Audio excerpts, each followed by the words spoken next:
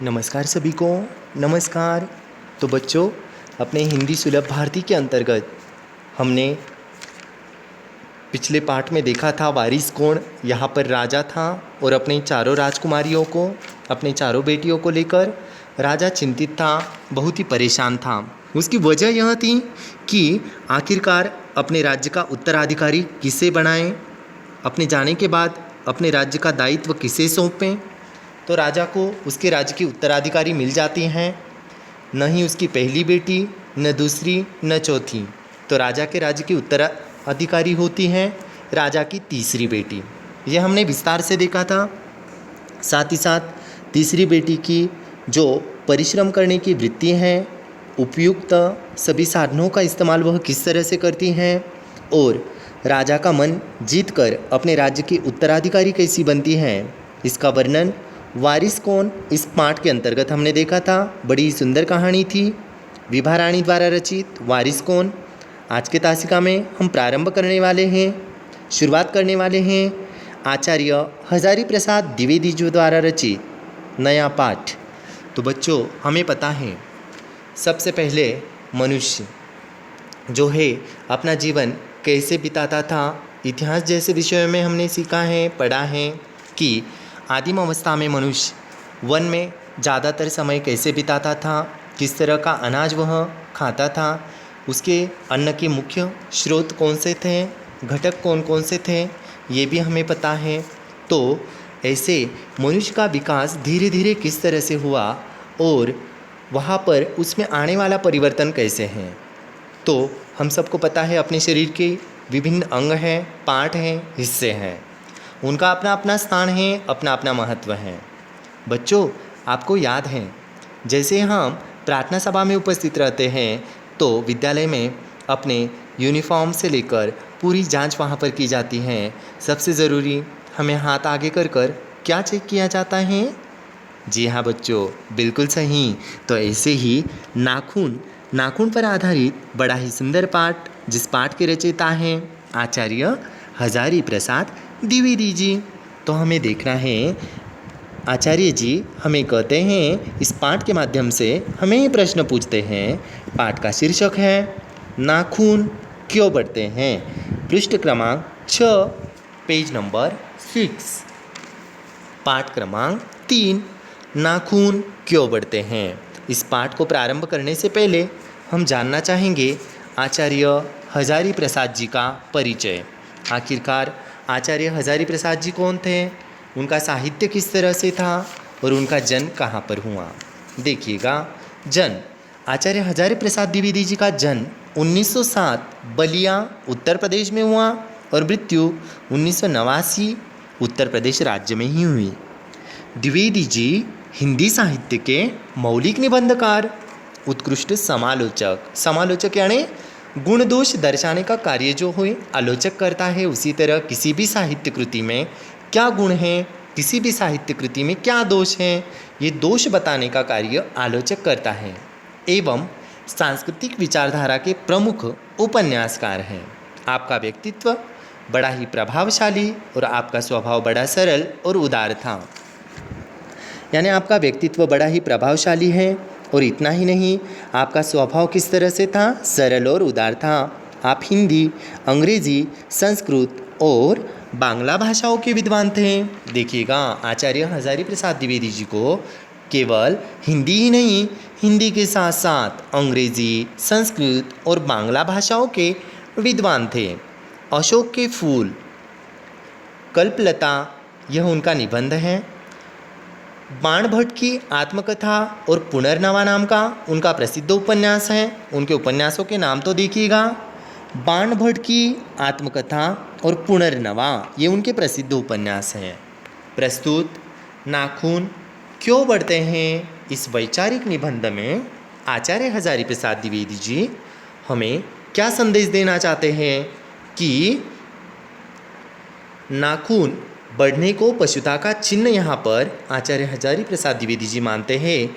पशु यानी जानवर, नाखून पशुता और बुराइयों का प्रतीक है। देखिएगा, बड़ा ही सरल वाक्य है यहाँ पर, नाखून पशुता और साथ ही साथ बुराइयों का प्रतीक माना गया है। आपका कहना है कि जिस तरह नाखून बढ़ने पर हम उसे काट देते हैं, ठीक उसी तरह यदि किसी में बुरी आदतें आ जाएं तो उन्हें त्याग देना चाहिए। त्याग देना यानी छोड़ देना। त्याग देना यानी क्या करना? छोड़ देना। यानी यहाँ पर सद्गुणों और दुर्गुणों का सुंदर वर्णन मानो आचार्य हजारी प्रसाद द्विवेदी जी नाखून क्यों बढ़ते हैं इस निबंध के माध्यम से हमारे सामने पेश करना चाहते हैं, प्रकट करना चाहते हैं। तो गौर से देखिएगा। प्रस्तुत निबंध क्रमांक 3, नाखून क्यों बढ़ते हैं। देखिएगा पृष्ठ क्रमांक 6। बच्चे कभी कभी चक्कर में डाल देने वाले प्रश्न कर बैठते हैं। अल्पज्ञ पिता बड़ा दयनीय जीव होता है। मेरी छोटी लड़की ने जब उस दिन पूछ लिया कि आदमी के नाखून क्यों बढ़ते हैं तो मैं कुछ सोच ही नहीं सका। हर तीसरे दिन नाखून बढ़ जाते हैं। काट दीजिए, वे चुपचाप दंड स्वीकार कर लेंगे, पर निर्लज्ज अपराधी के भांति छूटते ही फिर जैसे के तैसे हो जाते हैं। आखिर ये इतने बेहया क्यों हैं? आचार्य हजारी प्रसाद द्विवेदी जी कहते हैं कि बच्चे जो है ना, बच्चे अलग अलग ढंग के, अलग अलग तरीके के, अलग अलग पद्धतियों के प्रश्न यानी चक्कर में डालने वाले यानी विचार को प्रेरणा देने वाले, विचार को चालना देने वाले, विचार करने लगाने वाले, ऐसे अनेक अलग अलग तरह के प्रश्न बच्चे कर देते हैं। और उन बच्चों के सामने हम दयनीय वहाँ पर नज़र आते हैं। ऐसे ही प्रसाद जी की छोटी जो बच्ची थी उसने पिताजी से पूछ लिया था। कौन सा प्रश्न पूछा? प्रश्न ये था कि आदमी के नाखून क्यों बढ़ते हैं। तो मैंने देखिए यहाँ पर प्रसाद जी कहते हैं मैं सोच नहीं सका, हर तीसरे दिन नाखून बढ़ जाते हैं, काट दीजिए, वे चुपचाप दंड स्वीकार कर लेंगे। यानी जैसे ही अपने नाखून बढ़ते हैं तो हम क्या करते हैं, उन्हें 2-3 दिनों बाद क्या करते हैं, काट देते हैं। लेकिन वे भी तुरंत क्या करते हैं, अपना दंड स्वीकार कर लेते हैं कि नहीं, हम बढ़ गए थे इसलिए हमें कटवाया गया है। पर वे भी बड़े निर्लज्ज अपराधी के भांति छूटते हैं, फिर जैसे कि तैसे हो जाते हैं। 2-3 दिनों बाद अगर हमने नाखून काट भी दिए ना तो फिर जैसे कि तैसे वे वहाँ पर हमें नज़र आते हैं। आखिर वे इतने बेहया क्यों हैं? बेहया यानी बेशर्म। तो उन्होंने यहाँ पर अगर हमने एक दिन काट भी दिया तो फिर से वे आते ही हैं। कुछ लाख ही वर्षों की बात है, जब मनुष्य जंगली था, वन मानुष जैसा, उसे नाखून की ज़रूरत थी। उसकी जीवन रक्षा के लिए नाखून बहुत ज़रूरी थे। हमें भी पता है बच्चों, इतिहास जैसे विषयों में हमने पढ़ा है कि आदिम अवस्था में मानव किस तरह वनों में, जंगलों में अपना जीवन बिताता था, शिकार करता था। इतना ही नहीं, उसे अपनी सुरक्षा के लिए, अपनी रक्षा के लिए नाखूनों का इस्तेमाल कैसे किया करता था, यह हमने देखा था।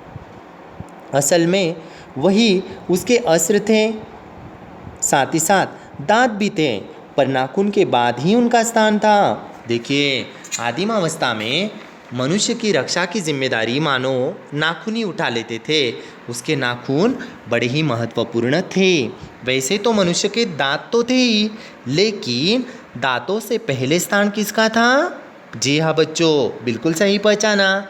दांतों से पहले मानव की रक्षा का जिम्मेदारी जो थी, दायित्व जो था, वो नाखूनों पर था। बाद में देखिएगा बदलाव तो होता है, क्योंकि परिवर्तन सृष्टि का अटल नियम जो होता है ना।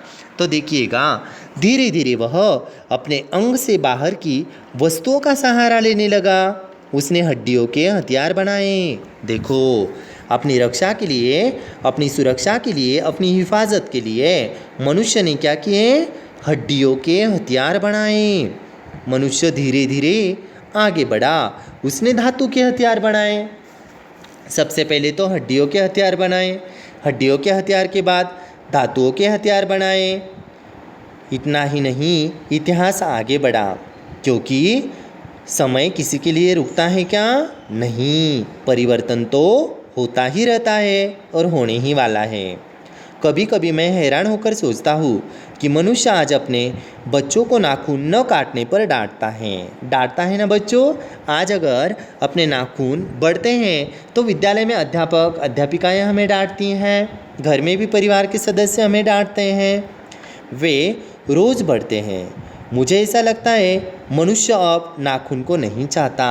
आज मनुष्य क्या हुआ है, नाखूनों को नहीं चाहता है, क्योंकि इन नाखूनों से भी तरह तरह की बीमारियां, ये नाखून बढ़ने के कारण जो गंदगी है वो गंदगी हमारे शरीर तक पहुंचाने का काम ये नाखून ही किया करते हैं। ये उसकी भयंकर पांचवी वृत्ति के जीवंत प्रतीक हैं।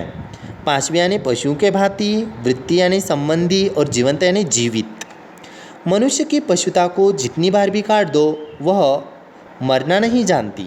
देखो, मनुष्य का जिस तरह का गुण होता है ना, कितनी भी बार समझाओ वो समझता नहीं है। ठीक उसी तरह ये व्यवहार किसकी भांति होता है, पशुता के भांति यानी जानवर के भांति हैं।